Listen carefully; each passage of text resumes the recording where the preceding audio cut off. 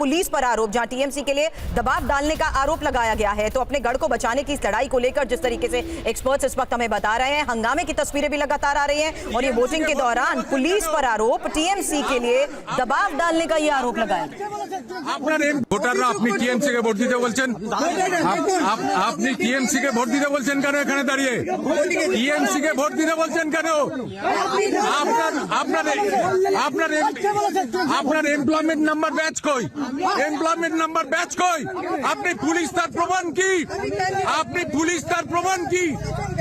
पहले चरण के मतदान के दौरान यही चर्चा हमने स्टूडियो में भी की थी कि इस बार अलग चुनाव इसलिए क्योंकि किसी तरीके का कोई बवाल नहीं हुआ, कहीं बमबारी नहीं हुई, कहीं खून खराबा नहीं हुआ। लेकिन अब चुनाव वाले दिन ही इस तरीके के आरोपों की बात कही जा रही है, जहां मतदाता किस तरीके से शिकायत करने पहुंचे और कई गंभीर आरोप उन्होंने लगाए, यानी डर का माहौल यहां पर बना दिया गया।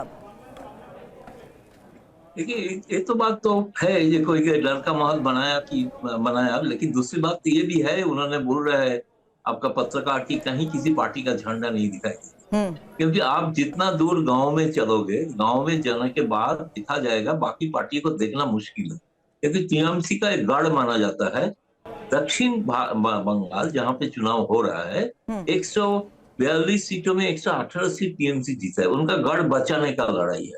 गढ़ बचाने के लिए इस तरह का झड़प हो रहा है, इस तरह का बाकी कार्यकर्ता डराने का भी कोशिश कर, किसी तरीके से चुनाव आयोग के ऊपर जिम्मेवारी है। अगर किसी ने ऐसे किया है, शिकायत की है, उसको चुनाव आयोग को संज्ञान में लेना चाहिए। उन्होंने पहले ही कहा था कि अगर इस तरह का होगा तो बूथ कैंसिल हो जाएगा, अगर इस तरह का हुआ तो दोबारा चुनाव होना चाहिए वहां पे। ये तो चुनाव आयोग का कहना था, लेकिन इसका अगर संज्ञान नहीं लेते हैं तभी तो एक बात बनता है कि सही या गलत क्या है। लेकिन चुनाव आयोग कहा है कि जैसे फल्टा में एक जगह पे टेप लगा दिया है बीजेपी का निशान के ऊपर, वो तो किसी बदमाश वोटर जाके कर दिया है, मुझे तो सबको लगता ही है। तो इस तरह का जो किया है वो तो डेफिनेटली वो चुनाव, उस बूथ का चुनाव रद्द होना चाहिए। लेकिन फिर भी जो दिखाई दे रहा है, अगर आपका पास कोई समर्थन नहीं होगा, एक एक कोई वोटर ने शिकायत कर रहे हैं, लेकिन उसके साथ बाकी बीजेपी कार्यकर्ता क्यों नहीं दिखाई दे रहा है, क्यों नहीं उनको प्रोटेक्ट कर पा रहा है उस जगह पे? वो भी देखने लायक चीज है ना। उनको भी अगर संगठन होता, कार्यकर्ता होता, वो भी उसको रक्षा, आम जनता का रक्षा करने के लिए भाजपा क्या कर रहा है उसका डिपेंड कर रहा है। बड़े सवाल है सर, लेकिन इस बीच जी बहुत बड़ा लोग आया है, लेकिन वो तो इसको देखना चाहिए ना क्या हो रहा है। अगर आम जनता वोट नहीं दे पा रहा है तो इनकी जिम्मेवारी है, इसको देखना चाहिए। नहीं, लेकिन क्योंकि शुभेंदु अधिकारी की जो तस्वीरें सामने आई, उन्होंने तो सीधा लोगों के बीच आकर जिस तरीके से हंगामा हो रहा था, उन्होंने कहा कि ये बांग्लादेशी मुसलमान है। जितने लोग उनका घेराव कर रहे थे उस दौरान उन्होंने ये भी आरोप लगाया कि उन पर एक बार फिर से हमला करने तक की कोशिश की गई है। कुछ और तस्वीरें मैं दिखाना चाहूंगी। ये वोटिंग के दौरान पुलिस पर आरोप, जहां टीएमसी के लिए दबाव डालने का आरोप लगाया गया है। तो अपने गढ़ को बचाने की इस लड़ाई को लेकर जिस तरीके से एक्सपर्ट्स इस वक्त हमें बता रहे हैं, हंगामे की तस्वीरें भी लगातार आ रही हैं और ये वोटिंग के दौरान पुलिस पर आरोप, टीएमसी के लिए दबाव डालने का ये आरोप लगाया गया। ভোটাররা আপনি টিএমসি কে ভোট দিতে বলছেন, আপনি টিএমসি কে ভোট দিতে বলছেন কেন? এখানে দাঁড়িয়ে টিএমসি কে ভোট দিতে বলছেন কেন? আপনার এমপ্লয়মেন্ট নাম্বার ব্যাচ কই? এমপ্লয়মেন্ট নাম্বার ব্যাচ কই? আপনি পুলিশ তার প্রমাণ কি? আপনি পুলিশ তার প্রমাণ কি?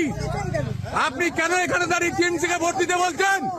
হ্যাঁ, আপনি কেন বলছেন টিএমসি কে ভোট দিতে?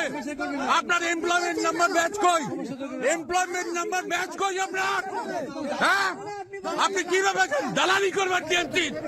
কি ভাবছেন আপনি টিএমসি? रविशंकर दत्ता हमारे साथ है। रवि, ये एक और तस्वीर जहां तो सीधे तौर पर पुलिस पर आरोप लगाए जा रहे हैं, वोटिंग के दौरान टीएमसी के लिए दबाव डालने का ये आरोप।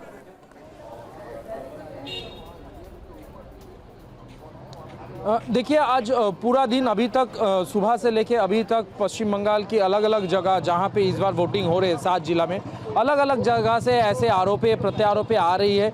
और ये जो आरोप है यहाँ पे साफ देखा जा रहा है कि तृणमूल कांग्रेस के नाम पे वोट मांगने की एक यहाँ पे आरोप डाली जा रही है। और सवाल किया जा रहा है, अगर आपके पास बैच नहीं है, आपके पास आईडी नहीं है, तो आप कैसे किसी को बोल सकते हैं ये तृणमूल कांग्रेस के लिए वोटिंग करने के लिए?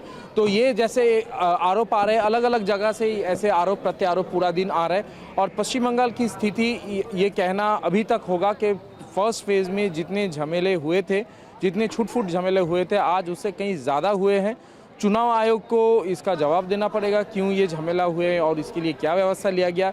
जैसे फलता में घटना घटी है, उसके लिए चुनाव आयोग क्या दूसरी बार इसका वोटिंग करेंगे कि नहीं, ये भी देखने वाली बात है। और अभी भी करीब 3.5 घंटा समय है, 6 बजे तक, तो देखना पड़ेगा कि क्या होती है। अभी तक और भी कुछ घटना घटती है तो उसके बाद हिंसा हुआ कि नहीं हुआ, परसेंटेज पे तौर पे क्या होता है, ये पूरा चीज़ देख के चुनाव आयोग अपना बयान देंगे। हम लोग उसके लिए वेट कर रहे हैं। ममता बनर्जी, हमने थोड़ी देर पहले रवि हुगली की भी वो तस्वीर दिखाई जहां पर नकली पोलिंग एजेंट नियुक्त करने को लेकर भी आरोप लगाए गए। तो यहाँ ये जो लोग हैं, क्या ये आरोप लगा रहे हैं कि ये नकली पुलिस वाले हैं, क्योंकि इनके ऊपर इनके पास कोई बैच नहीं था, इसलिए ये चाह रहे थे कि वो अपनी पहले आइडेंटिटी रिवील करें?